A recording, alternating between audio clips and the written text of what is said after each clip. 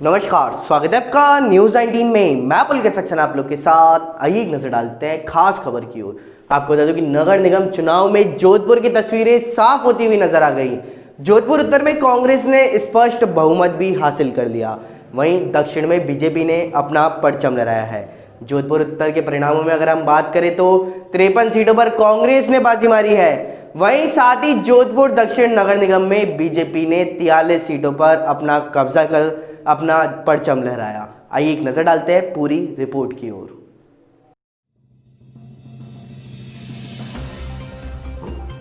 जोधपुर नगर निगम चुनाव परिणाम में यहां की तस्वीरें साफ हो गई हैं। जोधपुर उत्तर में कांग्रेस ने स्पष्ट बहुमत हासिल कर लिया, वहीं दक्षिण नगर निगम में बीजेपी ने जीत का परचम लहराया है। नगर निगम चुनाव में सर्वाधिक चर्चित रहे जोधपुर में सीएम अशोक गहलोत और केंद्रीय मंत्री गजेंद्र सिंह शेखावत की प्रतिष्ठा दांव पर थी। दोनों ने अपने अपने क्षेत्रों में अपनी अपनी पार्टियों की जीत दर्ज करा दी। सीएम अशोक गहलोत यहां के सरदारपुरा विधानसभा से विधायक हैं। इसी क्षेत्र में गहलोत का आवाज भी है, जबकि केंद्रीय मंत्री गजेंद्र सिंह जोधपुर से सांसद हैं। उनका दक्षिण नगर निगम क्षेत्र में घर है। जोधपुर उत्तर नगर निगम के सभी 80 वार्डों का चुनाव परिणाम घोषित हो चुका। यहाँ 53 सीटों पर कांग्रेस ने बाजी मारी, वहीं बीजेपी को यहाँ मात्र 19 सीटों पर ही संतोष करना पड़ा है। शेष 8 सीटों पर निर्दलीय ने बीजेपी और कांग्रेस को पछाड़कर जीत दर्ज कराई है। दूसरी तरफ जोधपुर दक्षिण नगर निगम क्षेत्र के 80 सीटों के आए परिणामों में बीजेपी ने 43 सीटों पर कब्जा जमाया। यहाँ कांग्रेस 29 वार्डों में जीत दर्ज करा पाई है। यहाँ भी 8 सीटों पर निर्दलीय को जीत हासिल हुई। वहीं दूसरी तरफ कोटा में उत्तर और दक्षिण दोनों नगर निगमों में कांग्रेस बढ़त बनाए हुए हैं। इनमें कोटा उत्तर में कांग्रेस बहुमत के करीब पहुंच गई, जबकि दक्षिण में भी वह बीजेपी से आगे चल रही है। कोटा में कांग्रेस की लीड को देखते हुए वहां पार्टी के कार्यकर्ताओं में भारी जोश भी है। राजधानी जयपुर में हेरिटेज नगर निगम क्षेत्र में कांग्रेस लीड बनाए हुए है, तो ग्रेटर नगर निगम में बीजेपी आगे चल रही है। आइए एक नजर डालते हैं गुर्जर आरक्षण आंदोलन की ओर। आपको बता दूं कि धीरे धीरे गुर्जर आरक्षण आंदोलन की आग बढ़ने लगी है। अब गुर्जर आरक्षण आंदोलन कई जगहों पर और भी फैलने लगा है।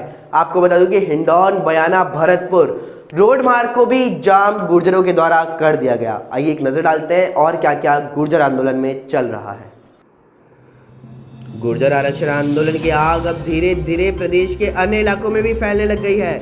विभिन्न शहरों में कर्नल किरोड़ी सिंह बैसला गुट के जुड़े गुर्जर समाज के लोगों ने भी प्रदर्शन करने शुरू कर दिए। आरक्षण से जुड़ी मांगों को लेकर के प्रदर्शनकारियों का दिल्ली मुंबई रेलवे ट्रैक पर भरतपुर जिले के बयाना स्थित पीलपुरा में लगातार तीसरे दिन मंगलवार को भी धरना प्रदर्शन जारी है। हिंडौन, बयाना, भरतपुर रोड मार्ग को भी जाम कर दिया।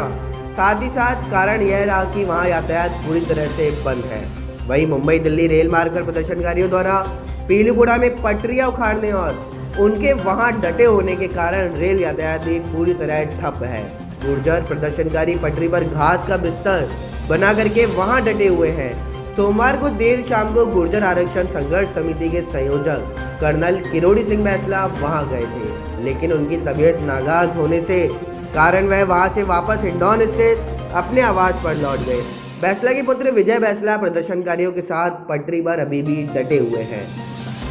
नगर निगम चुनाव को लेकर के बड़ी खबर सामने आ रही है। आपको बता दूं कि नगर निगम चुनाव परिणाम 2 बजे तक का अपडेट सामने आ चुका है। जयपुर हेरिटेज में कांग्रेस के 30, भाजपा के 24 और 7 के अन्य सामने आए।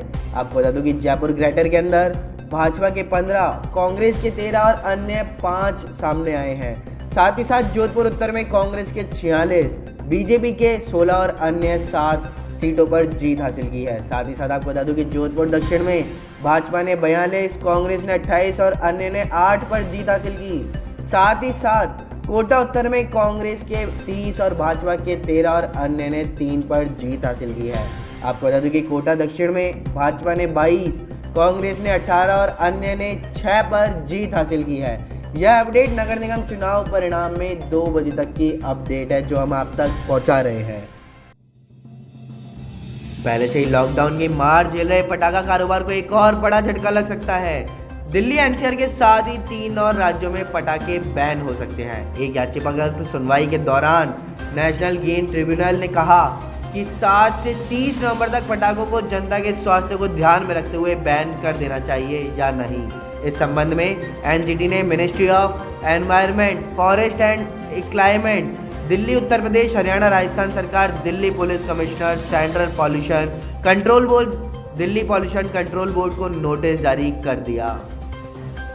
गुर्जर आरक्षण आंदोलन की आग अब धीरे धीरे प्रदेश के अन्य इलाकों में भी फैलने लगी है। विभिन्न शहरों में कर्नल किरोड़ी सिंह बैसला गुट के जुड़े गुर्जर समाज के लोगों ने भी प्रदर्शन करने शुरू कर दिए। आरक्षण से जुड़ी मांगों को लेकर के प्रदर्शनकारियों का दिल्ली मुंबई रेलवे ट्रैक पर भरतपुर जिले के बयाना स्थित पीलूपुरा में लगातार तीसरे दिन मंगलवार को भी धरना प्रदर्शन जारी रहा। हिंडौल बयाना भरतपुर रोड पर जाम कर दिए गए हैं। इसी का कारण वहां पर यातायात भी पूरी तरह से बंद है। राजस्थान में सार्वजनिक स्थानों पर कार्यालय और समारोह में मास्क पहनना कानूनी रूप से अनिवार्य होगा। इस बाबत विधानसभा में लाए गए विधेयक को बहस के बाद पारित कर दिया गया। राजस्थान महामारी विधेयक 2020 को विधानसभा में पारित कर दिया गया है। मास्क पर कानून बनाने वाला राजस्थान देश का पहला राज्य बन गया। प्रदेश के पर्यटन उद्योगों के लिए एक अच्छी खबर सामने आई है। कोरोना संक्रमण के खौफ पर पर्यटन जीत की ओर आगे बढ़ रहा है। अक्टूबर के महीने में प्रदेश में पर्यटकों की संख्या 1,14,000 से ज़्यादा रही है। ऐसे में उम्मीद की जा रही है कि सर्दी बढ़ने के साथ इस संख्या की ओर से इजाफा होगा। साथ ही साथ इससे न केवल प्रदेश के पर्यटन उद्योगों को मजबूती मिलेगी, वरना पर्यटन से जुड़े लाखों लोग जो कोरोना की चपेट में आकर के बेरोजगार हो गए थे, उन्हें भी एक बार फिर अपने पसंदीदा रोजगार से जुड़ने का मौका मिलेगा। साथ ही साथ कोरोना पॉजिटिव से नेगेटिव हुए प्रदेश के पर्यटन उद्योगों के लिए एक अच्छी खबर है। अक्टूबर में प्रदेश में पर्यटकों की संख्या 1 लाख के पार पहुंच गई, जिससे अच्छा संकेत माना जा सकता है। दौसा जिले की पंचायत समिति लालसोट की ग्राम पंचायत महाराजपुरा के गांव बालाजी धाम राजपुरा में ग्रामीणों ने नवसृजित सरपंच सम्मान समारोह का आयोजन किया है। सरपंच सम्मान समारोह का गणेश गायक कलाकार विष्णु मीना व मुकेश मीना ने गणेश वंदना कर शुभारंभ किया। साथ ही साथ सरपंच सम्मान समारोह के मुख्य अतिथि विधायक प्रत्याशी रामविलास डूंगरपुर रहे। राजस्थान में अब कोई भी बैंक या वित्तीय संस्थान किसान की 5 एकड़ तक की जमीन कुर्क या नीलाम नहीं कर सकेगा। किसान बैंक या किसी वित्तीय संस्थान का कर्ज नहीं चुका पाता तो बैंक उसकी 5 एकड़ तक की जमीन नीलाम या कुर्क नहीं कर सकेगा। विधानसभा में सोमवार को पारित किए गए सिविल प्रक्रिया संहिता राजस्थान संशोधक विधेयक में यह प्रावधान भी लागू किया गया। राजधानी जयपुर समेत जोधपुर और कोटा के 6 नगर निगमों के 2 चरणों में हुए चुनाव के बाद आज मतगणना जारी है। इसके साथ ही आपको बता दूं कि खुलासा हो जाएगा कि प्रदेश के 3 बड़े शहरों में बीजेपी और कांग्रेस में से कौन सी पार्टी का दबदबा है। 6 में से कौन कौन से निगम दोनों पार्टियों के लिए खाते में जाते हैं। इन चुनावों में सीएम अशोक गहलोत समेत कांग्रेस और बीजेपी के प्रदेशाध्यक्षों की प्रतिष्ठा दांव पर लगी हुई है। देश में कोरोना वायरस के संक्रमितों की संख्या लगातार कम होती हुई दिखाई दे रही है। स्वास्थ्य एवं परिवार कल्याण मंत्रालय की ओर से मंगलवार को जारी आंकड़ों के मुताबिक बीते 24 घंटे में कोरोना के 38,310 नए मरीज मिले और 490 लोगों की जान गई है। इस दौरान 58,524 लोग डिस्चार्ज किए गए। वहीं कोविड-19 संक्रमण के चलते अब तक 1,23,097 लोगों की मौत भी हो चुकी है। अब तक 76,03,121 लोग रिकवर हो चुके। वहीं रिकवरी रेट भी 1% के इजाफा के साथ 92% हो गया। राजस्थान में जोधपुर उत्तर और जोधपुर दक्षिण नगर निगम के चुनाव की मतगणना हो रही है। साथ ही साथ इसमें कांग्रेस और बीजेपी के दिग्गज नेता पार्टी अपने गृह इलाके पर भारी पड़ती हुई नजर आ रही है। जोधपुर उत्तर में सीएम अशोक गहलोत का विधानसभा क्षेत्र सरदारपुरा और शहर का इलाका आता है। राजधानी जयपुर से बड़ी खबर सामने आ रही है। आपको बता दूं कि नगर निगम जयपुर ग्रेटर के अब तक के परिणाम आ चुके हैं। जी हां, अब तक के परिणामों में आपको बता दूं कि 141 से कांग्रेस के अभिषेक सैनी विजयी रहे। साथ ही साथ आपको बता दूं कि वार्ड 81 में निर्दलीय प्रत्याशी जय वशिष्ठ जीते हैं। आपको बता दूं कि वार्ड 62 से निर्दलीय उम्मीदवार रोहित कुमार सावरिया की जीत हुई है। वहीं दूसरी ओर देखा जाए तो वार्ड 101 से भाजपा के मोतीलाल मीणा की जीत सुनिश्चित हुई। साथ ही साथ वार्ड 71 से भाजपा के मुकेश शर्मा की जीत हुई है। आपको बता दूं कि वार्ड 51 से भाजपा की सुप्रीत बंसल जीती हैं। जी हां, बड़ी खबर आप तक पहुंचा रहे हैं कि वार्ड 21 से भाजपा की प्रियंका अग्रवाल की जीत हुई है। साथ ही साथ वार्ड 11 से कांग्रेस की सजना देवी की जीत हुई। आपको बता दूं साथ ही साथ वार्ड 41 से भाजपा के गणेश सिंह नाथावत की जीत हुई है। वहीं वार्ड 121 से देखा जाए तो भाजपा की प्रियंका अग्रवाल की जीत हुई। वहीं 111 में वार्ड नंबर 111 में कांग्रेस की काजल भीनमाल जीती हैं। आइए एक नजर डालते हैं दौसा जिले की ओर। आपको बता दूं, दौसा जिले के उपखंड लालसोट में सरपंच सम्मान समारोह का आयोजन किया गया।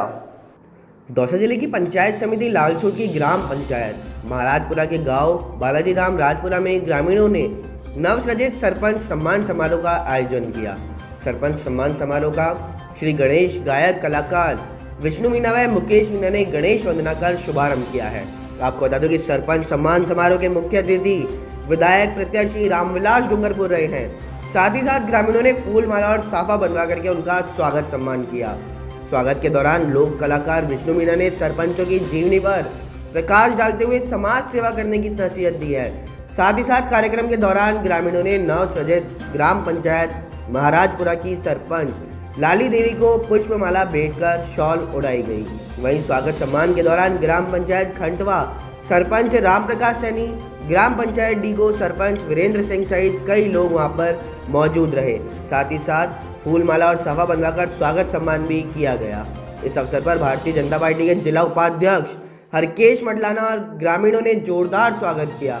वहीं गायक कलाकार विष्णु मीना ने इनकी जीवनी पर गीत फरमाते हुए 4 चांद भी लगा दिए। हम आपको यहाँ बता दें कि भारतीय जनता पार्टी के जिला उपाध्यक्ष हरकेश मटलाना की पत्नी नवसृजित ग्राम पंचायत महाराजपुरा की सरपंच है। इसी परिवार ने लगातार सरपंची के 2 कार्यकाल पूरे किए। जो भी आप लोगों का आदेश होगा, जहाँ भी मेरी जरूरत पड़े मुझे भी याद कर लेना। मैं भी कोई सेवा में मेरी तरफ से कमी नहीं छोड़ूंगा। ये मेरा आप लोगों से निवेदन है।